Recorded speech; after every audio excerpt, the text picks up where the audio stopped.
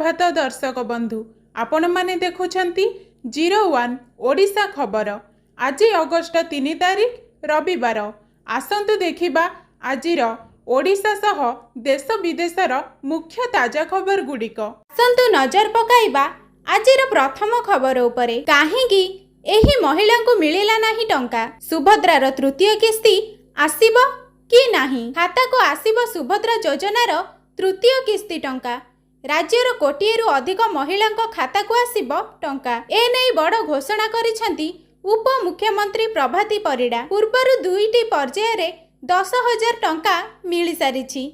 आउ किछि दिन परे सुभद्रार तृतीय किस्ती टंका हिताधिकारी खाता को आसीबो। दुईटी किस्ती रे मोट 10,000 टंका पाई सारिछंती 1 कोटिरु अधिक हिताधिकारी।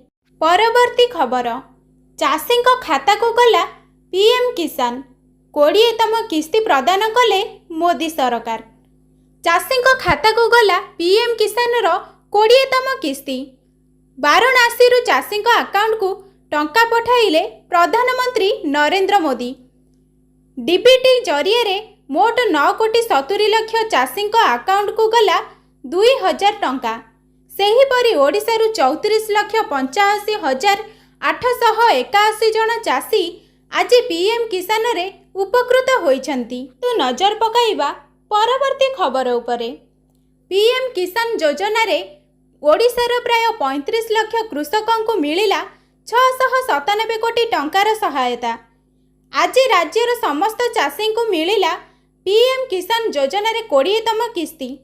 ओडिशार प्राय 35 लाख कृषकों को मिलिला 697 कोटी टंकार सहायता।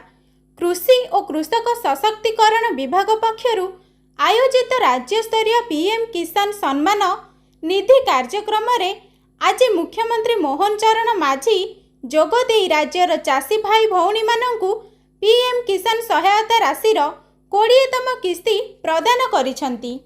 आजिर परवर्ती खबर। आखि बुझिले बलंगा पीड़िता मुख्यमंत्री बड़ घोषणा। जीवन युद्धरे हारिगले बलंगा पीड़िता। एते दिनर संघर्ष परे जीवन हारिछंती पीड़िता। आखि बुझिले बलंगा पीड़िता। दिल्ली एम्स चिकित्साधीन अवस्था मृत्यु होइथिबा सूचना। गुरुतर अवस्था भुवनेश्वर एम्स दिल्ली एम्स को होइथिले एयरलिफ्ट। बलंगा पीड़िता मृत्यु पर एक्स योगदान सूचना देवा सहित श्रद्धांजलि जणाइछंती मुख्यमंत्री मोहन माझी। आजिर परवर्ती खबर। मध्याह्न भोजन रे झिटिपिटी अनेक छात्र छात्री असुस्थ। टिटिलागड़ उपखंड अंतर्गत मुरीबाहाल ब्लॉक बड़ तेंतुली खुंटी ग्रामर उच्च विद्यालय रे मध्याह्न भोजन रे झिटिपिटी पड़िथिबा बेले ताहा पूरापूरी सिझी जाइथिला। उक्त खाद्य को खाइबा परे छात्र छात्री असुस्थ होई पड़िथिले। काहार मुंड बुलाइला तो आउ काहार पेट व्यथा आरंभ होईगला। घटना संपर्क रे जानी अभिभावक महल रे उत्तेजना प्रकाश पाइथिले। तेबे प्रथमे एहाकु स्कूल कर्तृपक्ष हालुका भावे नेइथिबा अभियोग होईछि। आजिर आगामी खबर। सरकारी कर्मचारी पई बड़ घोषणा। अर्थमंत्री देले सूचना। केंद्रीय कर्मचारी और पेंशन भोगी पई एक बड़ खुशी खबर सामना को आसीछि। केंद्र सरकार 8म वेतन कमिशन लागू करिबा पई दृढ़ पदक्षेप नेउछंती। गत जानुआरी रे प्रधानमंत्री नरेंद्र मोदी नेतृत्वाधीन सरकार एहार घोषणा करथिले। एबे एही कमिशन को कार्यकारी करिबा पई राज्य सरकार प्रतिरक्षा मंत्रालय और गृह मंत्रालय सहित आलोचना आरंभ होईछि। परवर्ती खबर। परपारी रे सिद्धांत महापात्रंकर मां दुखरे भांगी पड़िले। परपारी रे ओडिशा सिनेमा जगतर ख्यातनामा अभिनेता तथा दिगपहंडी भाजपा विधायक सिद्धांत महापात्रंक मां कनक महापात्रंकर वियोग घटिछि। किछि दिन हेब से असुस्थ थिले। शनिवार तांकर परलोक घटिछि। से जणे धर्मपरायणा परोपकारिणी महिला भावे बेस जनप्रिय थिले। मां को वियोग रे भांगी पड़िछंती पुओ। आगामी खबर। अवसर प्राप्त शिक्षकों को अतिथि शिक्षक भावे मिलिबो नियुक्ति। स्कूल शिक्षा को दियाजिबो अधिक गुरुत्व। ଶ୍ରେଣୀ ଗୃହରେ ଯେପରି ଶିକ୍ଷକ ଅଭାବରୁ ପାଠପଢ଼ାରେ କୌଣସି ଅସୁବିଧା ନ ହୁଏ ସେଥିପ୍ରତି ଧ୍ୟାନ ଦେଇଛନ୍ତି ରାଜ୍ୟ ସରକାର। ଅବସରପ୍ରାପ୍ତ 6387 ଶିକ୍ଷକଙ୍କୁ ଅତିଥି ଶିକ୍ଷକ ଭାବେ ମିଳିବ ନିଯୁକ୍ତି। ଅନୁଦାନପ୍ରାପ୍ତ ବ୍ଲକ ଗ୍ରାଣ୍ଟ ହାଇସ୍କୁଲ ସହ ସଂସ୍କୃତ ଟୋଲ୍ ସ୍କୁଲରେ ମିଳିବ ନିଯୁକ୍ତି। ଆଜିର ପରବର୍ତ୍ତୀ ଖବର, ରାଜ୍ୟସଭାରେ ବଢ଼ିଲା ବିଜେପି ବଳ, ଉପରାଷ୍ଟ୍ରପତି ନିର୍ବାଚନରେ ମିଳିବ ଫାଇଦା। ରାଜ୍ୟସଭାରେ ବଢ଼ିଲା ବିଜେପିର ବଳ। ଉପରାଷ୍ଟ୍ରପତି ନିର୍ବାଚନ ପୂର୍ବରୁ ସଂସଦର ଉଚ୍ଚ ସଦନରେ ବିଜେପିର ବଳ ବଢ଼ିଛି। ରାଜ୍ୟସଭାରେ ଦଳର ସାଂସଦ ସଂଖ୍ୟା 100 ଅତିକ୍ରମ କରିଥିବା ବେଳେ ଏବେ ଏହି ସଂଖ୍ୟାରେ 102ରେ ପହଞ୍ଚିଛି। ନିକଟରେ ଉଜ୍ଜଳ ନିକମ, ହର୍ଷବର୍ଦ୍ଧନ ଶୃଙ୍ଖଳା ଏବଂ ସି ସଦାନନ୍ଦ ମାଷ୍ଟର ମନୋନୀତ ସଦସ୍ୟ ଭାବେ ରାଜ୍ୟସଭାରେ ସାମିଲ ହୋଇଥିଲେ। ପରବର୍ତ୍ତୀ ଖବର, ଜମି କିଣା ପ୍ରସଙ୍ଗରେ ବଢ଼ୁଛି ମନ୍ତ୍ରୀଙ୍କ ଅଡ଼ୁଆ। କୃଷ୍ଣ ପାତ୍ରଙ୍କୁ ଟାର୍ଗେଟ କଲା କଂଗ୍ରେସ। ଜମି କିଣା ପ୍ରସଙ୍ଗରେ ଆଜି ଯୋଗାଣ ମନ୍ତ୍ରୀ କୃଷ୍ଣ ପାତ୍ରଙ୍କୁ ସିଧାସଳଖ ଟାର୍ଗେଟ କରିଛି କଂଗ୍ରେସ।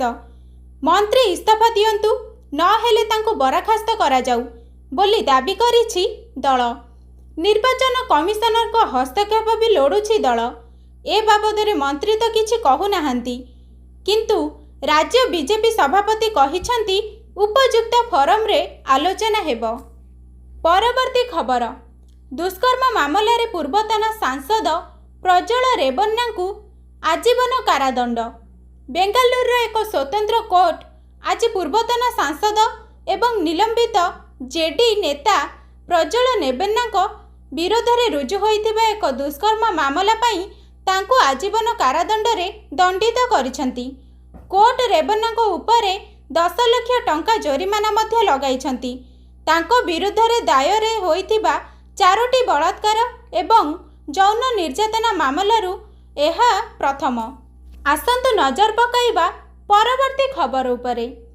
ଟ୍ରମ୍ପଙ୍କୁ ବାଏଁ ବାଏଁ ଉଡ଼ାଇ ଦେଲା ଭାରତ, ଧମକର ପଡ଼ିଲାନି କୌଣସି ପ୍ରଭାବ। ଆମେରିକା ରାଷ୍ଟ୍ରପତି ଡୋନାଲ୍ଡ ଟ୍ରମ୍ପ ଭାରତ ଉପରେ 25% ଟାରିଫ୍ ଲାଗୁ କରିଛନ୍ତି।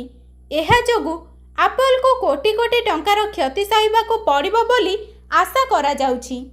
ହେଲେ ଏହା ସତ୍ତ୍ୱେ ଆପଲ ଭାରତରେ ନୂଆ ଆପଲ ଷ୍ଟୋର ଖୋଲିବାକୁ ନିଷ୍ପତ୍ତି ନେଇଛି। ଆମେରିକା ରାଷ୍ଟ୍ରପତି ଡୋନାଲ୍ଡ ଟ୍ରମ୍ପଙ୍କ ଧମକ ଆପଲ ଉପରେ କୌଣସି ପ୍ରଭାବ ପକାଇଲା ନାହିଁ। ଆସନ୍ତୁ ଜାଣିବା ଅନ୍ତିମ ଖବର। ମିଛ ପ୍ରମାଣିତ ହେଲା ଟ୍ରମ୍ପଙ୍କ ଦାବି। ଏବେ ବି ରୁଷିଆରୁ ତେଲ କିଣୁଛି ଭାରତ। ଭାରତ ଆମେରିକାର ଶୁଳ୍କ କାର୍ଯ୍ୟାନୁଷ୍ଠାନକୁ ଅଣଦେଖା କରି ରୁଷିଆରୁ ତେଲ କିଣିବା ଜାରି ରଖିବାକୁ ନିଷ୍ପତ୍ତି ନେଇଛି। ସମ୍ବାଦ ସଂସ୍ଥା ଏଏନ୍ଆଇ ସୂତ୍ରକୁ ଉଦ୍ଧୃତ କରି କହିଛି ଯେ ଭାରତର ସମସ୍ତ ତୈଳ ବିଶୋଧନାଗାର ରୁଷିଆ କମ୍ପାନୀଗୁଡ଼ିକ ଠାରୁ ତେଲ କିଣିବା ଜାରି ରଖିଛି। ଭାରତର ଏହି ନିଷ୍ପତ୍ତିକୁ ଡୋନାଲ୍ଡ ଟ୍ରମ୍ପଙ୍କ ଦାବିର ଏକ ବଡ଼ ଉତ୍ତର ବୋଲି ବିବେଚନା କରାଯାଉଛି। ଏହା ଥିଲା ଆଜିର ଓଡ଼ିଶା ସହ ଦେଶ ବିଦେଶର ମୁଖ୍ୟ 10ଟି ତାଜା ଖବର। ଆପଣମାନଙ୍କୁ ଭଲ ଲାଗିଥିଲେ ଦୟାକରି ଏହି ଭିଡ଼ିଓକୁ ଲାଇକ୍ କରନ୍ତୁ, ସେୟାର କରନ୍ତୁ ଓ ସବସ୍କ୍ରାଇବ୍ କରନ୍ତୁ। ଅଧିକରୁ ଅଧିକ ତାଜା ଖବର ପାଇଁ ଆମ ଚ୍ୟାନେଲ 01 ଓଡ଼ିଶା ଖବର ସହିତ ଜଡ଼ିତ ରୁହନ୍ତୁ। ଧନ୍ୟବାଦ। ଆପଣଙ୍କ ଦିନ ଶୁଭମୟ ହେଉ।